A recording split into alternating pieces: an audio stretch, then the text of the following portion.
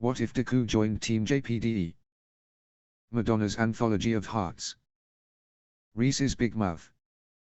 At the end of the school day, Deku had gone to meet with Madonna in the cafe again.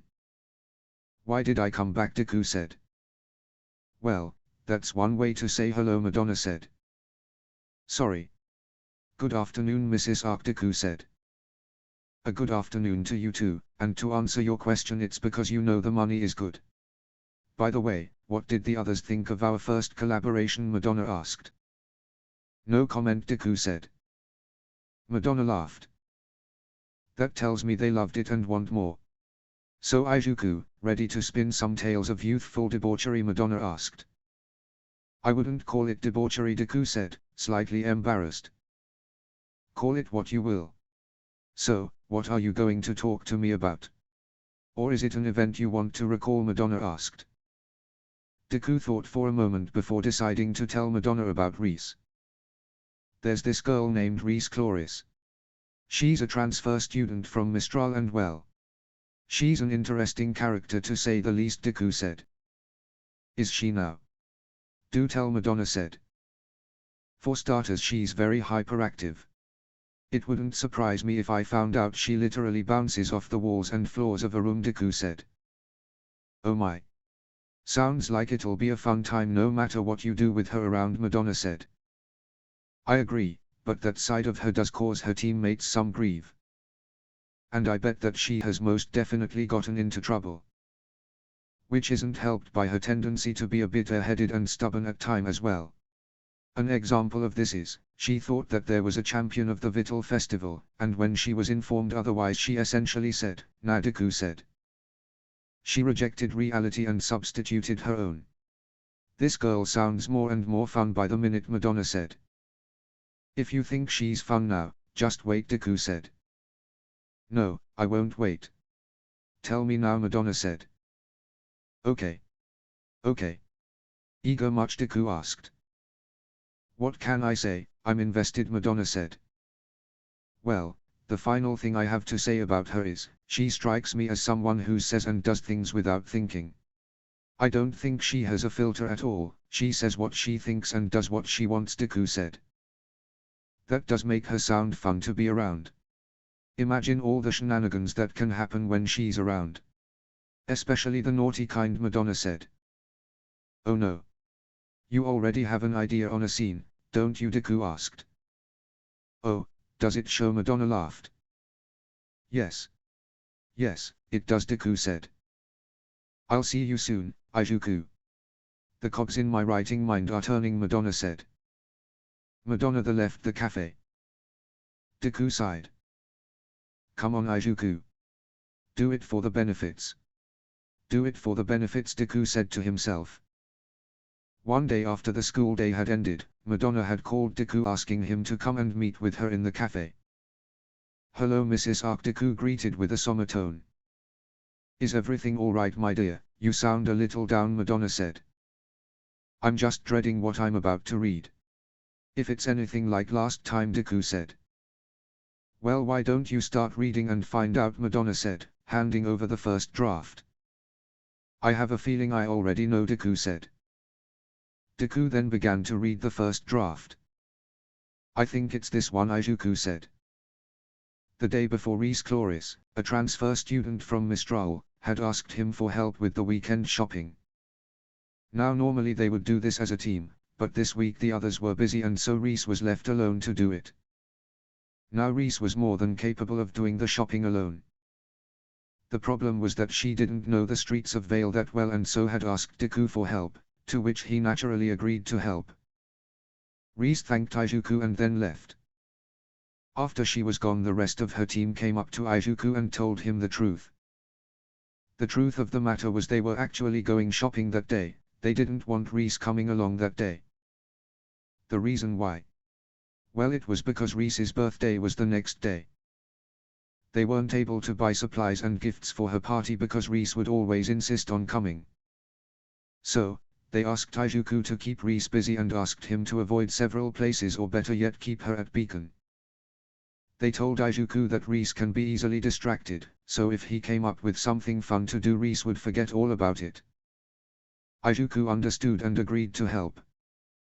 Izuku knocked on the door and waited.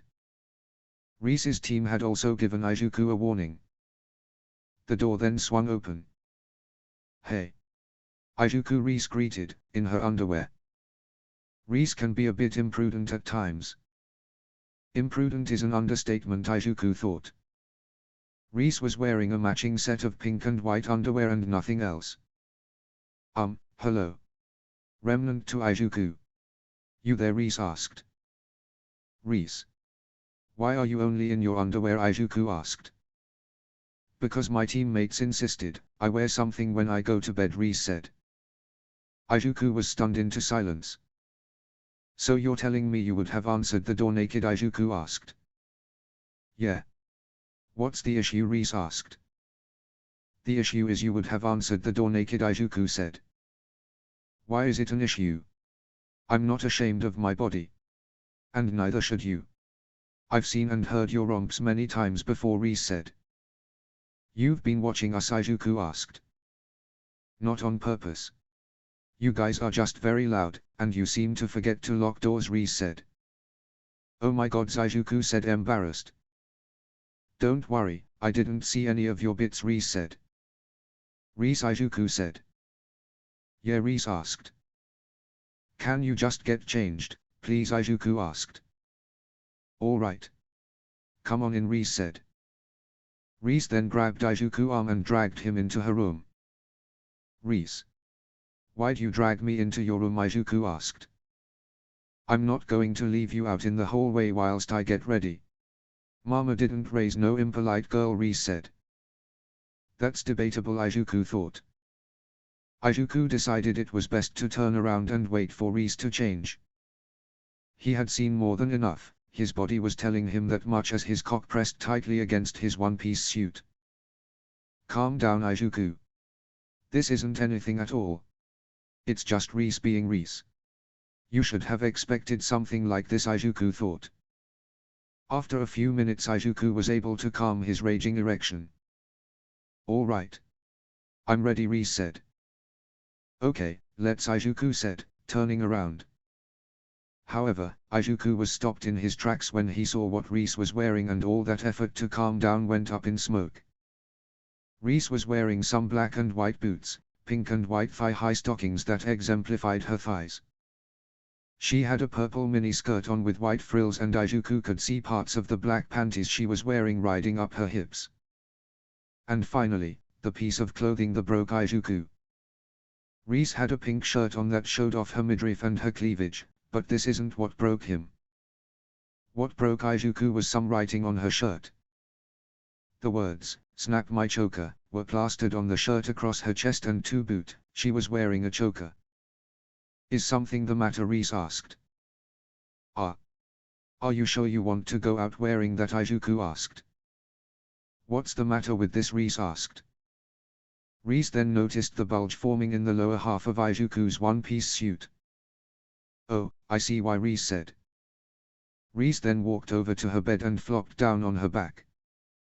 Her breasts jiggled as she bounced, clearly telling that she wasn't wearing a bra, which didn't help with Izuku's erection.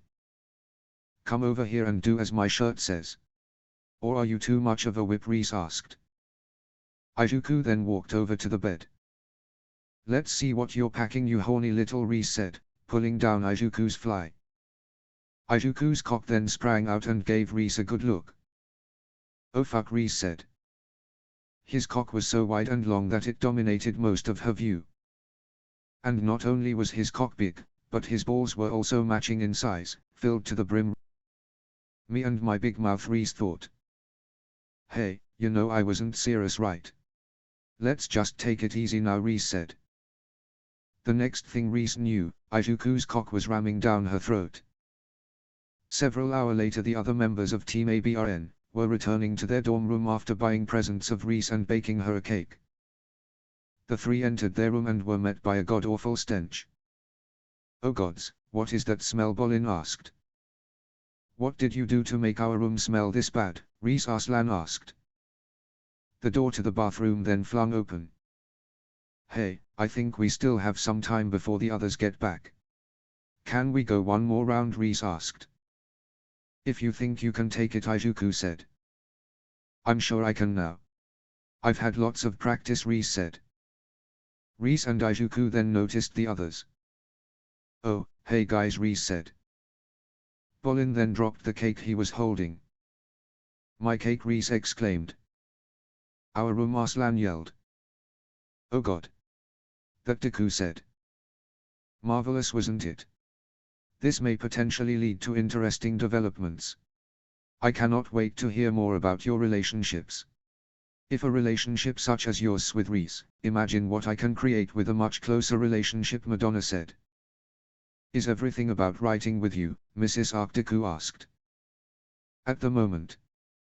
But speaking of non-work related stuff, I should probably go give my family back home our weekly call. See you soon, Madonna said. Madonna then left the cafe after paying Deku. As embarrassed as I am about this, the benefits outweigh it. And the girls would kill me if I stopped, Deku said.